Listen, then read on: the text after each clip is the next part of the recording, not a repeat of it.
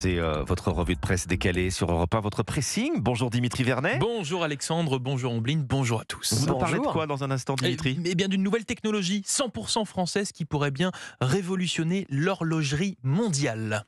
Ombline. Opération commando dans les rues de San Francisco contre les voitures autonomes. Et Alexandre, qu'est-ce qu'on va lire avec vous? Moi, je vais vous parler d'un morceau d'astéroïde que vient de récupérer la NASA et qui pourrait bien répondre à de très grandes questions existentielles. Allez, on commence avec vous, Dimitri. Bon, est-ce que vous vous y connaissez un petit peu en montre, Ombline Alexandre? J'en ai, je la porte même Voilà. pas. J'en ai une, oui, moi, mais j'en ai sinon, une. pas plus que ça. J'en ai une, elle a une pile. Alors, un petit rappel s'impose. Du coup, historiquement, la montre, elle est mécanique. C'est-à-dire qu'elle fonctionne sans pile ni électronique, Voilà. mais grâce à un ressort qu'il fallait, vous savez, à l'époque, On la remonte. remonter. Ouais.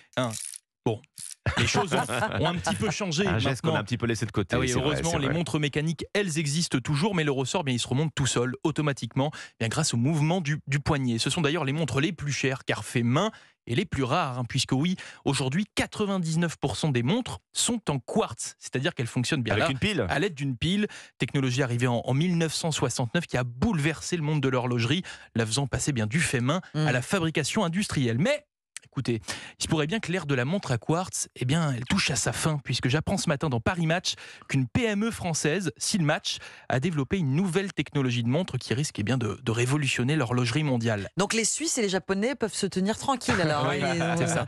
Faites attention à Elle se votre nomme savoir-faire. La montre en silicium. Pourquoi c'est une révolution? Eh bien parce qu'elle est composée d'un moteur en silicium qui est très très petit, bien Ah oui, plus un micro-moteur. exactement, bien plus petit que la pile qui est utilisée dans la montre à quartz, c'est-à-dire en fait que les horlogers pourraient gagner 50% de place à l'intérieur d'une montre, ce qui n'est C'est pas énorme. négligeable C'est extraordinaire. dans C'est un petit un objet moteur comme ça. microscopique. Exactement. La taille du poignet quand même. Deuxièmement, à l'inverse de la pile qui nécessite toujours un vissage à la main, eh bien ce petit moteur, lui, il peut être soudé. Et ce sont donc des machines qui pourraient le faire, ce qui intéresse bien, oui, et également les horlogers qui pourraient produire encore À plus grande de échelle, montres bon. et plus rapidement. Enfin, dernier point, et c'est sûrement le plus important, ce silicium qui compose donc ce petit moteur, eh bien il n'est pas rare, même pas du tout. Il est juste à regarder la croûte terrestre, elle est composée majoritairement d'oxygène et de silicium. Eh oui, c'est un minéral qui abonde sur Terre, et donc voilà, ce sont toutes ces Silicium, raisons. c'est du sable en quelque Oui, sorte. c'est ça, c'est un minéral. Ouais. Et donc voilà, ce sont toutes ces raisons qui font que cette nouvelle montre en silicium, eh bien, créée par des Français, je vous le rappelle, pourrait se démocratiser et remplacer la fameuse montre à quartz, une vraie révolution à venir. Bon, encore faut-il que le prix soit accessible. Bon. Abordable. À Merci voir. Dimitri. Alexandre, c'est à vous. Est-ce que vous vous souvenez du petit Bénou? Le petit Bénou. Le petit Bénou, le petit petit Bénou. Bénou. Alors, Pas du non, c'est pas le surnom d'un vieux copain de classe. Ah oui, c'est ce Mais que non, j'allais dire. l'astéroïde Bénou. L'astéroïde Bénou. Vous vous souvenez, la NASA avait réussi à y poser une sonde, un exploit, je vous rappelle Oui. quand même, de petits chiffres, notre petit Bénou là, il fait 500 mètres de diamètre dans l'immensité de l'espace, même pas un grain de C'est très sable, petit. et il file tout de même à 100 000 km/h. Il fallait quand même l'attraper Petit celui-là. mais rapide. Donc, la sonde américaine qui s'est posée sur Bennu en 2020, elle a fait quoi? Elle a fait comme E.T., téléphone maison, et elle vient de Elle rentrer. revient. Elle Eh oui. vient de rentrer avec un trésor, un échantillon de l'astéroïde. Bon, 250 grammes, c'est à lire dans Aujourd'hui en France. Vous savez ce que les scientifiques de la NASA ont trouvé dans cet échantillon? De la vie.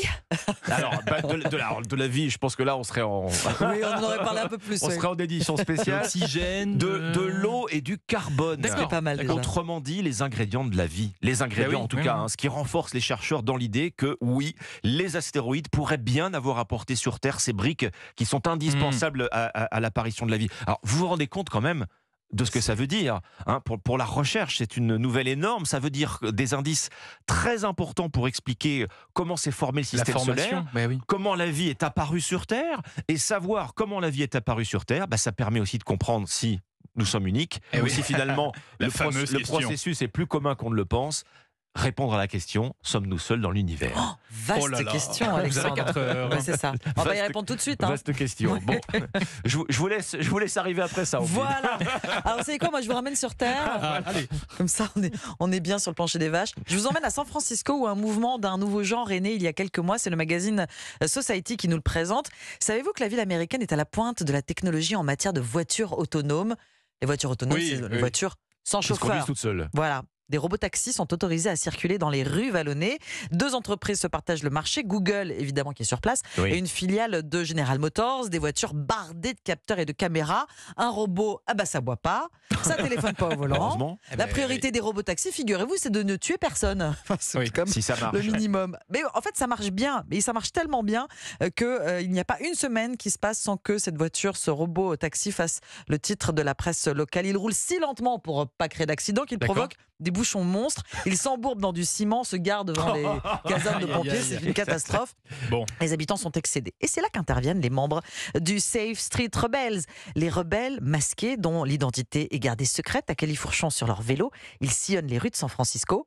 Leur arme pour neutraliser un robot Qu'est-ce taxi. que c'est? Oh là. Oh, Un le cône. Le cône. Voilà, un Les- simple cône de signalisation. Oui, les plots de chantier tricolores, là. Exactement. Ouais, ouais. Oui, orange et blanc. ouais. Voilà, un simple cône. Une fois la proie localisée, il se jette devant la voiture pour l'immobiliser et place simplement le cône orange sur le capot. Mais Vous voyez, comme ça. pourquoi Sur un le plot de capot. chantier bloque un ben, robot figurez-vous taxi que Ça bloque les capteurs. Et ça bloque Ah, les les capteurs. capteurs, La voiture, ouais. elle ne bouge plus. L'objet le plus rudimentaire qui soit met à l'arrêt l'une des technologies les plus avancées du monde, écrit C'est drôle. Society. C'est Pour se drôle. débarrasser du cône, pour qu'elle roule à nouveau cette voiture, il faut un humain. Il faut Donc un il faut humain. que quelqu'un se déplace. Voilà donc des licornes figées qui font la risée Licorne. des réseaux sociaux. Ah oui. Évidemment, les 2 entreprises menacent de porter plainte. La guerre des cônes, c'est un article extrêmement drôle et franchement dépaysant dans Society en kiosque dès aujourd'hui. Bon, le plot de chantier pour bloquer le robot Je taxi trouve ça génial. ou la petite brouette de ciment, si j'ai bien compris. Oui, parce que, c'est ça. Ah bah oui, si on veut là, pour enrober. voilà. Oui, mais Bon. là, on n'abîme pas la voiture. On Là, n'abîme ça ne pas fait la rien voiture. en fait. Ça ne fait rien, Ça, oui, la- oui. ça l'empêche de rouler. C'est de la résistance pacifique, en Passive, tout cas,